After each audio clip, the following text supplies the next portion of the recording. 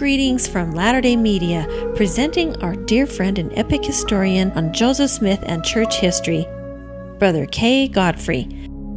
This Come Follow Me video series is a bonus resource to enhance your appreciation of the Prophet Joseph Smith with little-known facts and research about American and church history. We would appreciate you clicking the like button and sharing each video so we can continue bringing you more fascinating content. Episode 3, Joseph Smith Birthplace Memorial. And now, K. Godfrey. Welcome back. It's good to be with you. We have a very special podcast today. We have a guest. I'd like to introduce to you my wife and companion, Sister Deborah Godfrey. And together we're going to take you on a virtual tour of the Joseph Smith Birthplace Memorial Visitor Center. But before I do that, let me just give you a little bit of a disclaimer. While we served on our mission, the missionary department of the church managed the historic sites. But during the course of the latter portion of our mission, that changed to the historical department of the church. And no doubt today, if you were to go to the Joseph Smith Birthplace site, you would find things perhaps a little different than the way we're going to present them today. But nevertheless, we're going to present them to you as we presented them to thousands of people while we served. So, Sister Godfrey, would you like to begin our virtual tour? Okay. Welcome to the Joseph Smith Birthplace Memorial. My husband and I were blessed to have the opportunity to serve as missionaries at this historic site from January 2018 through June of 2019. The monument in the center was completed in December 1905 and was under the direction of Junius Wells. The Visitors Center was completed in 1961. Prior to the memorial, there was a memorial cottage located to the left of the memorial and was built over the home site of the Smith cabin. It was built at the same time the monument was constructed. As you enter the Visitor Center, you will see one of the most recognizable portraits of the Prophet Joseph Smith. In 1959, the church commissioned the well-known portrait artist Alvin to create this piece. During Joseph Smith's lifetime, the newspapers often criticized and maligned the prophet. However, occasionally some newspapers, such as the New York Herald, recognized Joseph as undoubtedly one of the greatest characters of his age, and noted that if his teachings had been followed, that they might change the destiny of the race. In 1851, Charles Mackay of the London Morning Chronicle wrote that it cannot be denied that Joseph Smith was one of the most extraordinary persons of his age. Although Mr. Mackay never had met the prophet personally, he did do extensive research on him. One of these projects happened while he was in London. He heard that an immigrant ship was planning to transport Latter-day Saint converts, and he had the opportunity to speak with them. He was able to speak with them as well as leaders of the group. The leaders placed at his disposal a whole barrel load full of written material. Next is the statue of Avard Fairbanks, entitled Joseph Smith the Prophet Addressing the Faithful. The sculpture used the original death mask of the prophet as a guide to depict Joseph in his later years. In the prophet's left hand, he placed two works that were brought forth by the prophet, the Book of Mormon and the Pearl of Great Price. In the other hand, a number of other writings and revelations that had not been published yet were placed. Mr.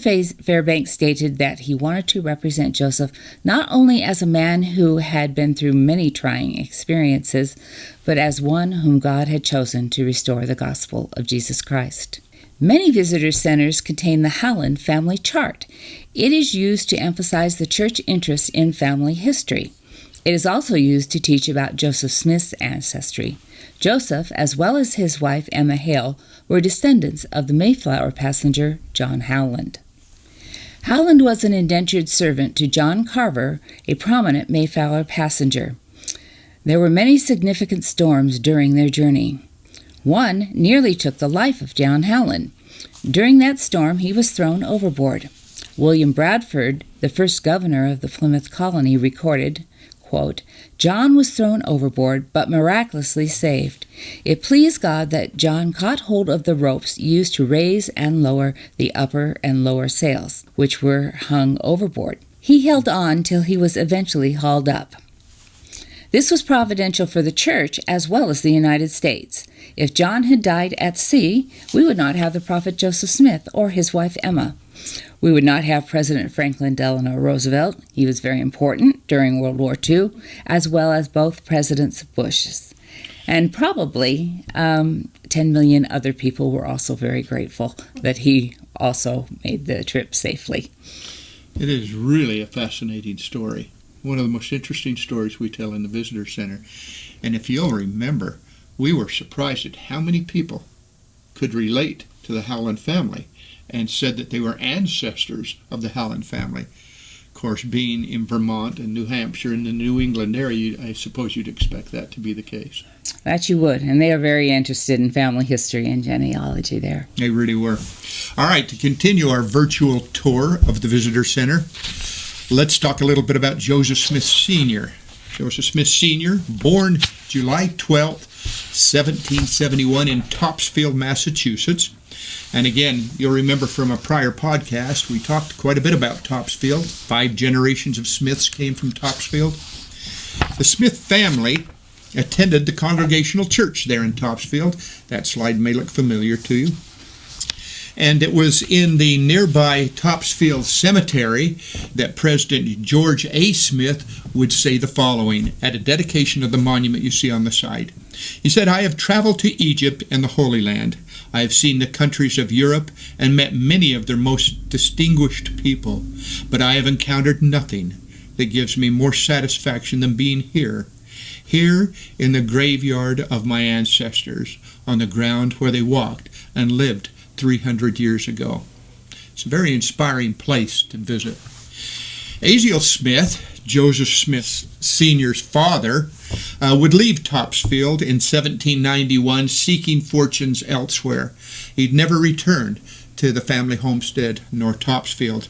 They purchased 83 acres in the Tunbridge Gore. What's a gore? A gore is improperly surveyed land that is sold cheap. And so Aziel was able to pick up 83 acres of land, and that's where their family would begin. Shifting to the Mack family, Lucy Mack was born on July the 8th, 1775 in Gilsum, New Hampshire. Gilsum is considered Mack country. Mack country. Solomon, Lucy's father, and other Mack relatives are buried there in Gilsum in the Centennial Bond Cemetery. In 1795, Solomon Mack would move his family from Gilsum some 63 miles north to the town of Tunbridge, Vermont. Again, the town where the Smiths had moved to. They're moving there because earlier a couple of Solomon Mack's sons had gone there and were successful with a number of business ventures. So Dad and Mom wanted to come up, be near their family, and be a part of these businesses. It was at one of these business ventures that the Macks would meet the Smiths. Lucy and Joseph were married on January 24th, 1796, there in Tunbridge. Joseph and Lucy would start their life together there in Tunbridge on property that would be given them as a wedding gift by Aziel Smith. This is a rather rare photo of what perhaps their home might have looked like at the time. In 1802, the family would move 16 miles west to the town of Randolph, Vermont, so that Joseph Sr. could try his hand at operating a general store. I suppose he was intrigued with the general store being run by Stephen Mack, the son of Solomon, there in Tunbridge. Unfortunately, this effort to run a general store would be the financial downfall of the Smith family. Why, you might ask? Why would that be the case? And it all has to do with this plant, ginseng. Let me tell you the story. Joseph collected ginseng root in the forests of Vermont. Ginseng was used in everything from medicine to perfume. Joseph intended to sell his cash crop of ginseng in China.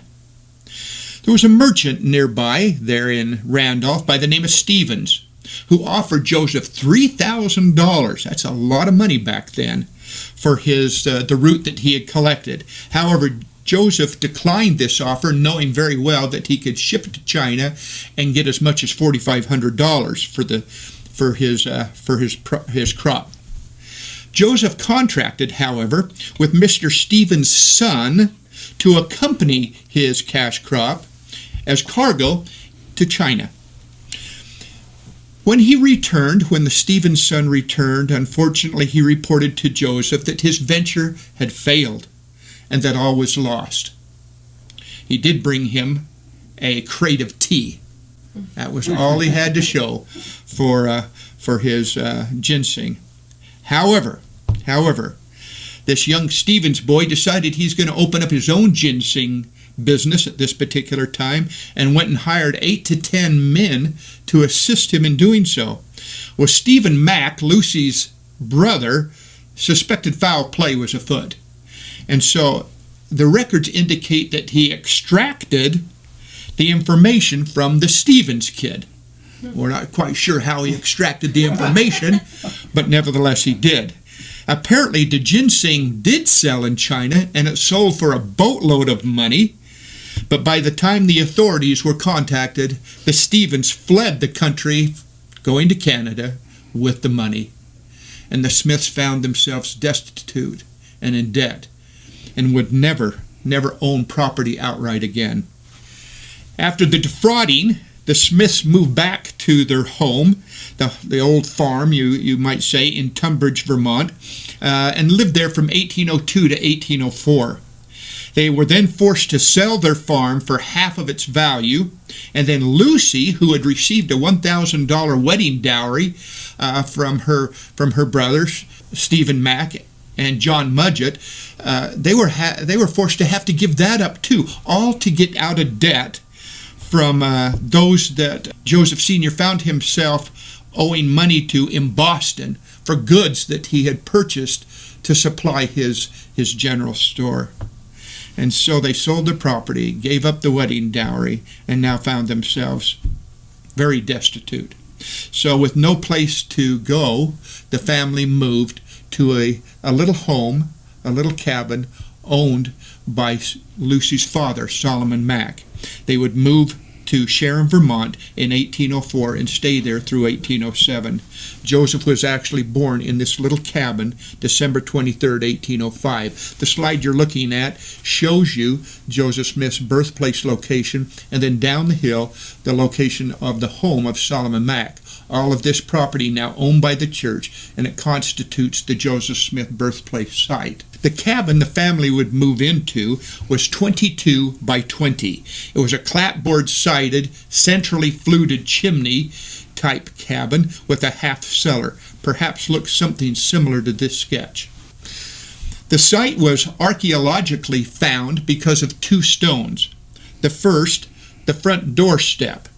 The front doorstep faced southeast, and if you visit the site today, you can view this front doorstep with stones surrounding it, showing the approximate dimensions of the cabin. The other stone being the hearthstone, the heart of the home, the hearthstone. No doubt Joseph Jr. was born in front of this stone.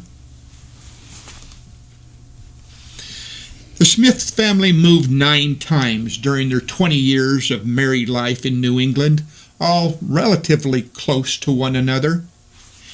In 1811, the family would make the biggest move, 24 miles away. They packed up their family, crossed the Connecticut River to West Lebanon, and in West Lebanon, New Hampshire, they would make their home. This is the home that they would live in. Now, this home stood until 1967, when it was so dilapidated that they tore it down.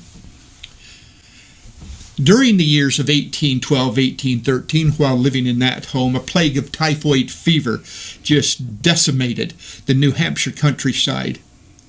And typhoid fever, again, is bad water, bad food, that kind of thing. 6,400 people died in 5 months.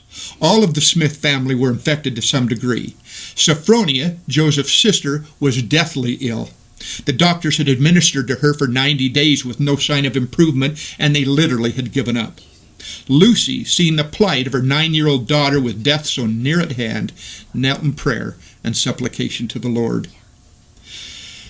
Lucy's prayers were answered, and Saphronia recovered completely. However, the plague was not selective, and young 7-year-old Joseph Jr. was infected. His pain was initially looked at by Dr. Parker.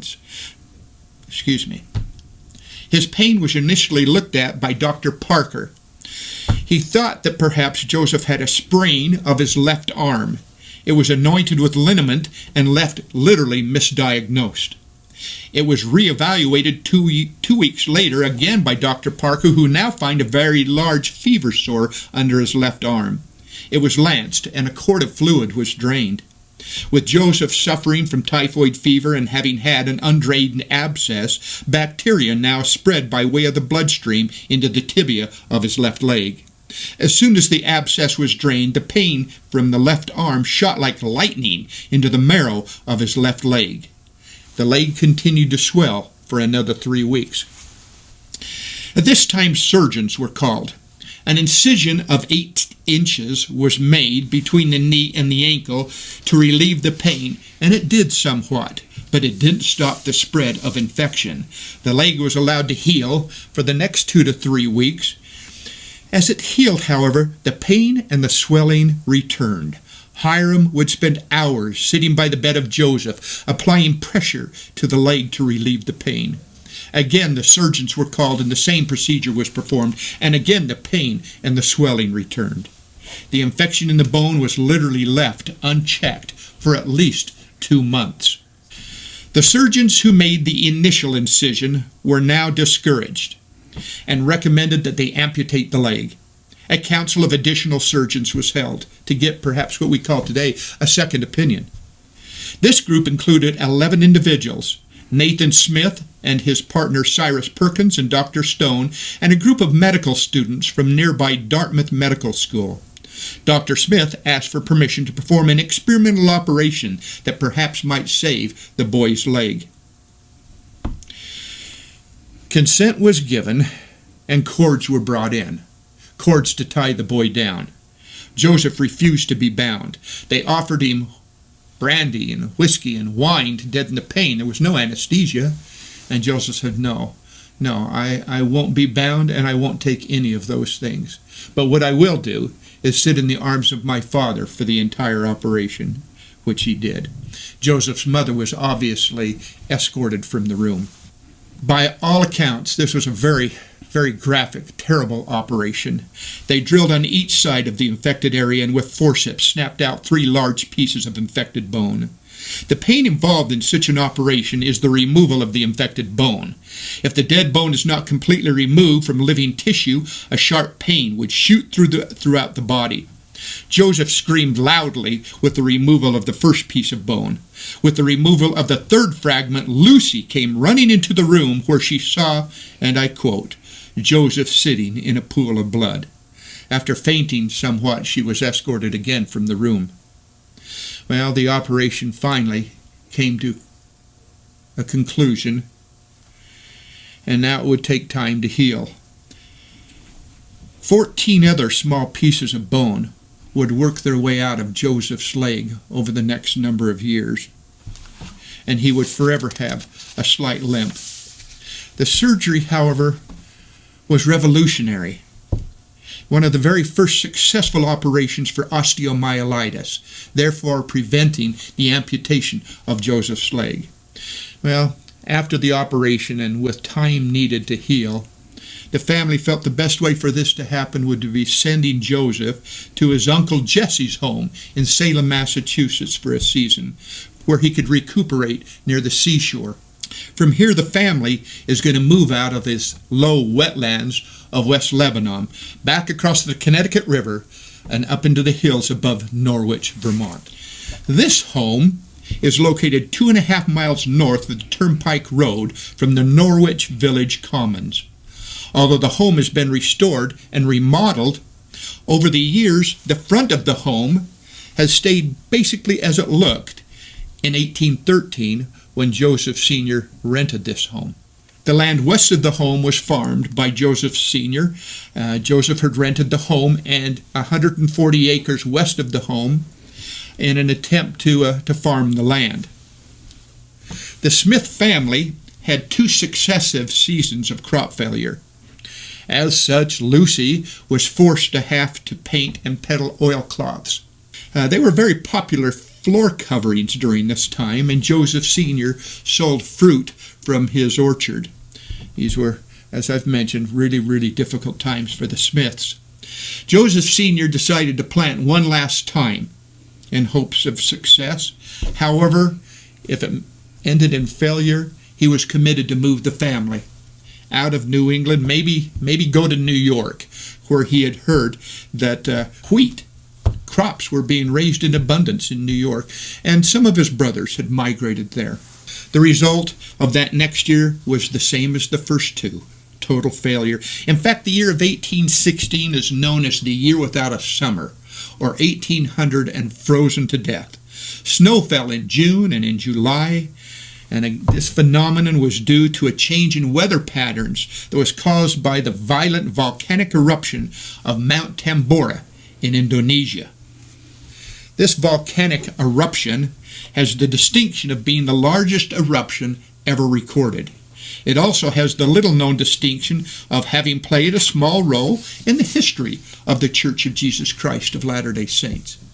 Now, this is kind of an interesting side fact.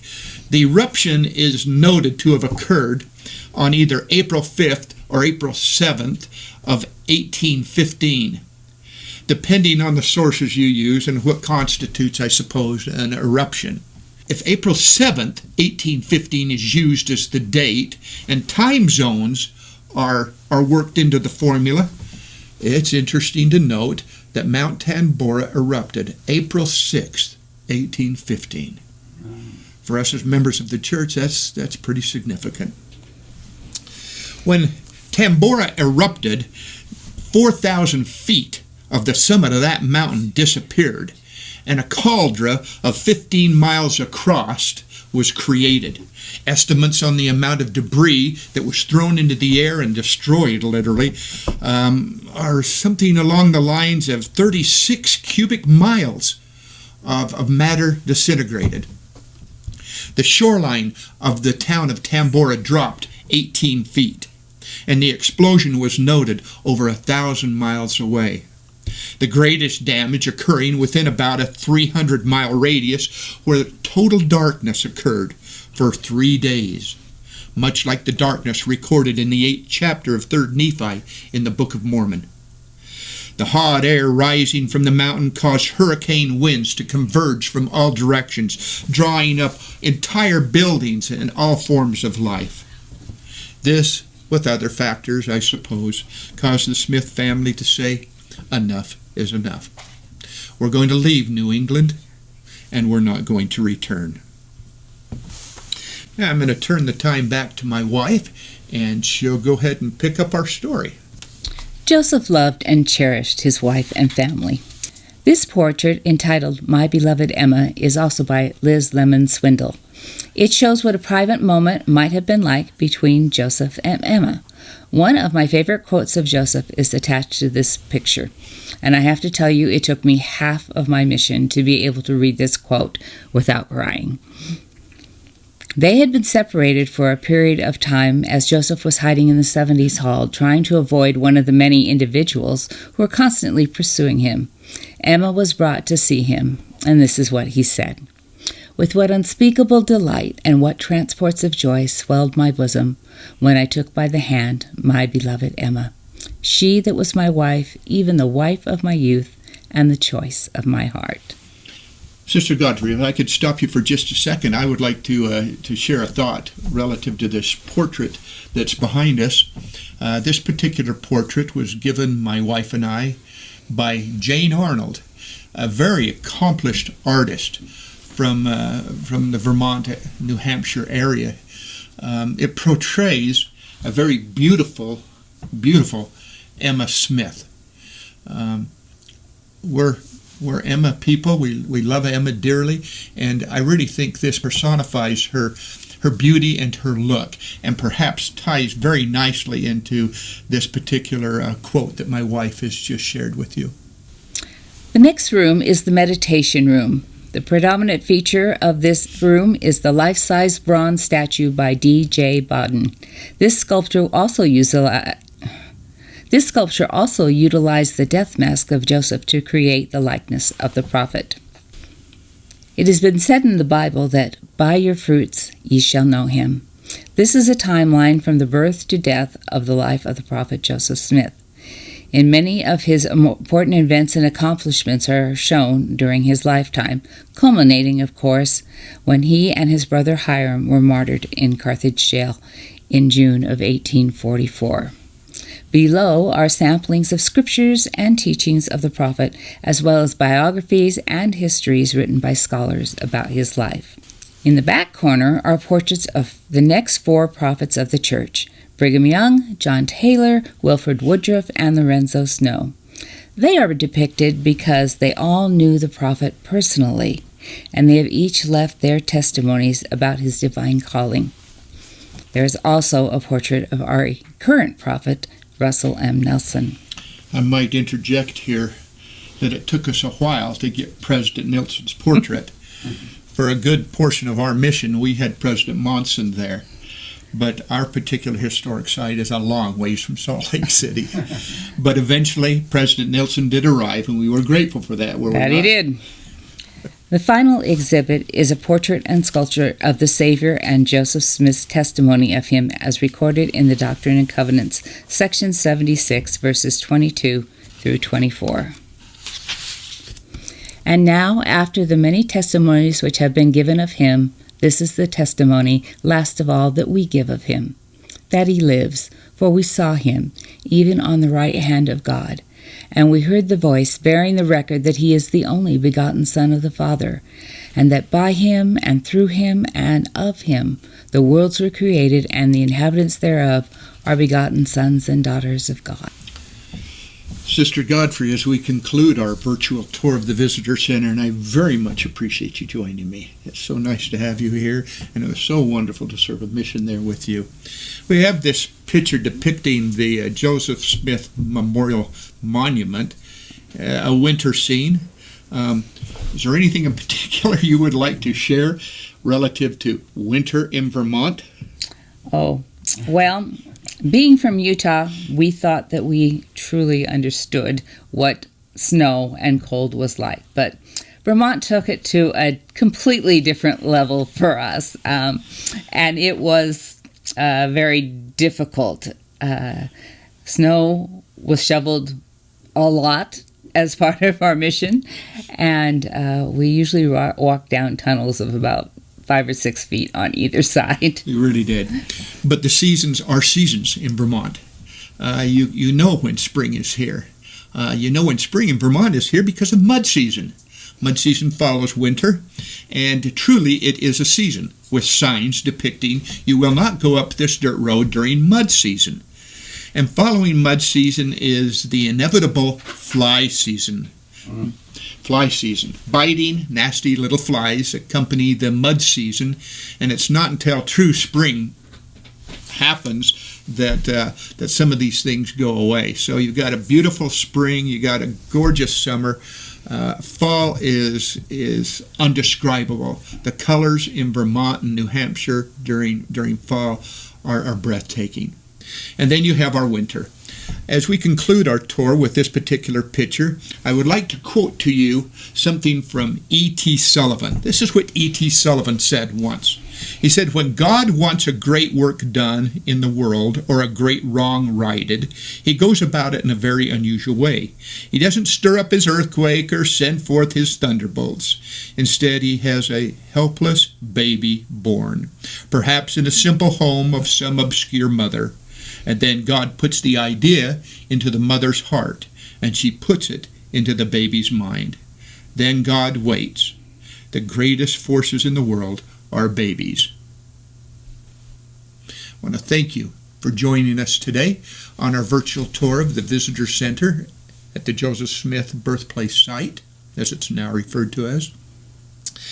And again, I want to thank my wife for joining me.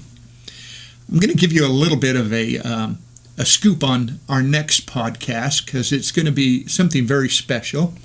While on our mission, my wife and I had an opportunity to do many different things. Literally many different things. One of them was the in-depth research on the monument that you see on the picture in front of you. And so I'm going to tell you its story. And I've entitled the story, One Man's Search for the Perfect Stone. So until then, thanks again for joining us.